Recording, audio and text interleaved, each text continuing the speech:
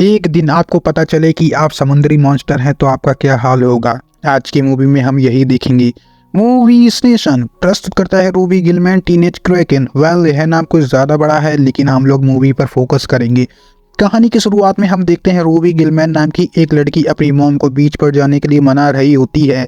उसकी मॉम हमेशा से रूबी को समुद्र से दूर रखती हैं। रूबी की मॉम का नाम अगाथा है। वह ऐसा क्यों कर रही हैं यह हम मूवी में आगे जानेंगे। रूबी की मॉम हाउस बेचने का काम करती है।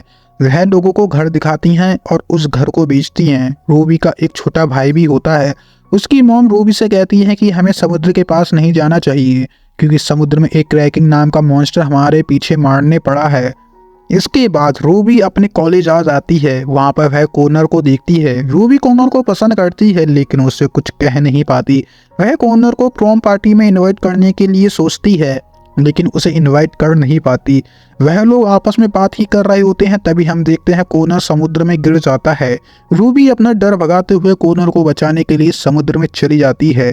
समुद्र में जाने पर एक अजीब बात होती है। रूबी को पावर मिलने लगती है और एक वेव जनरेट होती है। इसके बाद रूबी वापस से जमीन पर आ जाती है और वह कॉर्नर को ढूंढने लगती है। इधर हमें पता चलता है जब कॉर्नर समुद्र में गिर गया था तब कॉलेज की एक नई लड़की ने उसे बचा लिया है। वह दिखने में काफी ज्यादा सुंदर होती है। इस लड़की का नाम चेल्सी होता है। इसी बीच हम देखते हैं रूबी की बॉडी चमकने लगती है। अब रूबी कैसे भी कर वहां से निकलकर अपने कॉलेज की लाइब्रेरी में चली जाती है। वहां पर रूबी का शरीर धीरे धीरे बढ़ने लगता है। वह धीरे धीरे एक क्रैकन में बदलने लगती है। यह सब कुछ कैप्टन गॉर्डन देख रहे होते हैं। गॉर्डन हमेशा से क्रैकन पर रिसर्च करते हैं और वह क्रैकन को पकड़ना चाहते हैं। इसके बाद हम रूबी की मॉम को देखते हैं। वह अपने कस्टमर को एक घर दिखा रही होती हैं। तभी वह रूबी को देख लेती हैं और वह जल्दी से अब रूबी की तरफ निकल जाती हैं। लेकिन रास्ते में उसका भाई ब्रिल मिल जाता है। वह अपने भाई को लेकर रूबी का पीछा करने लगती हैं। रास्ते में ब्रिल अपनी बहन से कहता है रूबी अब बड़ी हो गई है। जब वह समुद्र में गई तब एक वेव जनरेट हुई और इस बात की खबर हमारी मॉम को भी पता चल गई है। अब वह अपनी ग्रैंड डॉटर से मिलना चाहती हैं। इसके बाद रूबी की मॉम रूबी से मिलती हैं। रूबी काफी ज्यादा परेशान होती है। उसे लगता है कि वह एक मॉन्स्टर है लेकिन उसकी मॉम उसका हौसला बढ़ा रही होती है।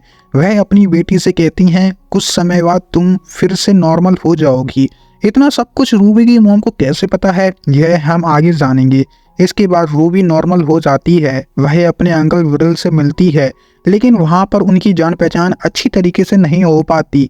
अब हम घर का सीन देखते हैं। रूबी की मॉम रूबी को एक सीक्रेट बताती हैं कि तुम एक क्रैकिंग में बदल सकती हो और तुम हमारे खानदान में इकलौती क्रैकिंग नहीं बल्कि मैं भी बदल सकती हूँ। हमारे खानदान में औरतें ही सबसे ज्यादा ताकतवर होती हैं। उसकी मॉम ने यह बात उससे हमेशा छुपाई थी क्योंकि वह अपनी बेटी को एक नॉर्मल जिंदगी देना चाहती थी। इसके बाद रूबी अपने अंकल ब्रिल से मिलती हैं और उनसे पूछती हैं कि आपको यहाँ पर किसने भेजा है। ब्रिल रूबी को सारी सच्चाई बता देता है कि तुम्हारी ग्रैंड मदर ने मुझे तुम्हें लाने के लिए भेजा था। वह एक क्वीन है। इसके बाद रूबी अपनी ग्रैंड मदर के पास चली जाती है। ग्रैंड माँ अपनी ग्रैंड डॉटर से मिलती हैं। वह रूबी से कहती हैं कि मुझे नहीं पता कि तुम्हारी मॉम ने यह सत्ता छोड़कर एक इंसान की जिंदगी जीना क्यों चाहा। वह एक क्वीन बन सकती थी। उसके बाद रूबी वहाँ पर सभी लोगों से मिलती हैं। वह लोग रूबी का काफ़ी अच्छे से स्वागत करते हैं। ग्रैंड माँ रूबी को एक क्वीन बनाना चाहती हैं लेकिन रूबी इस सब के लिए तैयार नहीं होती है। ग्रैंड माँ रूबी को बताती हैं कई मॉन्स्टर ने हमारी सत्ता को छीनना चाहा है जिसमें सबसे खतरनाक मॉन्स्टर थे मरमेड। मरमेड क्वीन ने हम पर हमला किया था। वैसे तो वह लोग विशाल क्रैकिंग के सामने कुछ भी नहीं है लेकिन उन्हें एक प्राचीन हथियार मिला जिसकी मदद से उन्होंने हम पर हमला किया। हम लोग नष्ट ही हो जाते अगर बीच में तुम्हारी मॉम नहीं होती। तुम्हारी मॉम एक वॉरियर है। उन्होंने मरमेड क्वीन को हरा दिया और सभी मरमेड पर दया कर उन्हें छोड़ दिया। इसके बाद तुम्हारी मॉम ने वह हथियार कहीं छुपा दिया। वह चाहती तो एक क्वीन बन सकती थी लेकिन वह एक इंसान की जिंदगी जी रही है। इसके बाद रूबी अपने घर जाने के लिए निकल जाती है लेकिन रास्ते में कैप्टन गॉर्डन रूबी को पकड़ लेते हैं। रूबी अपने आप को छुड़ाने की काफ़ी ज़्यादा कोशिश करती है लेकिन वह छुड़ा नहीं पाती। तभी हम देखते हैं वहाँ पर चेल्सी आ जाती है। और वह रूबी को छुड़ा देती है। दरअसल चेल्सी एक मरमेड होती है। इसके बाद रूबी वापस से घर आ जाती है। वह अपने कॉलेज जाने के लिए निकल जाती है, लेकिन रास्ते में सभी लोगों को क्रैकिंग के बारे में बात करते हुए वह सुन लेती है। कैप्टन गॉर्डन की एक वीडियो वायरल हुई होती है जिसमें वह बताते हैं कि वह तब तक चैन से नहीं बैठेंगे जब तक वह क्रैकिंग को पकड़ ना लें। इसके बाद रूबी चेल्सी से मिलती है। उन दोनों में काफ़ी अच्छी दोस्ती हो जाती है।